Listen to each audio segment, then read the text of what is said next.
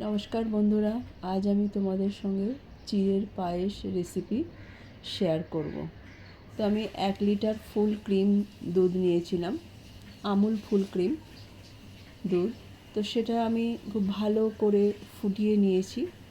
ফুটিয়ে নিয়ে তারপর 2 কাপ চিড়ে নিয়েছি। চিড়েটা ভালো করে ধুয়ে একটু জল ঝরাতে দিলাম স্ট্রেনারে। অন্যদিকে আমি 1 চামচ ঘিতে একটা তড়কা প্যানে এরকম ঘি একটু গরম করে কাজু আর কিশমিশটা আমি ভেজে নিয়েছিলাম।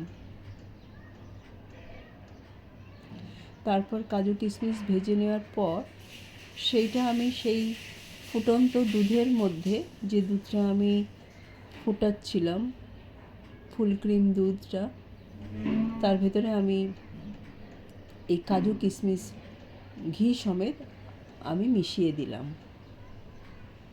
দুধটা খুব ভালো করে ফুটিয়ে ঘন হয়ে এলে তখন আমি ভিজিয়ে রাখা চিড়ে, ততক্ষণ চিড়ের জলটাও ঝরে যাবে, দিয়ে আমি এই দুধের মধ্যে আমি মিশিয়ে দিলাম। পুরোটা ভালো করে মিশিয়ে দিলাম। তারপর আমি পায়েসটা আমি গুড়ে করেছিলাম, এই গুড় দিয়ে দিলাম। কেউ চাইলে চিনিতেও করতে পারো, চিনি দিয়ে। তার সব শেষে আমি মিল্ক মেড দিয়ে দিয়েছিলাম। তো হয়ে গেল আমার আজকে চিড়ের পায়েস। এবার একটু নাড়িয়ে নিয়ে আমি এই সময় আমি গ্যাসটা বন্ধ করে আমি চিড়ের পায়েসটা ঢেকে রেখেছিলাম। এটা খুবই টেস্টি চিড়ের পায়েস। এই হলো আমার আজকে চিড়ের পায়েস।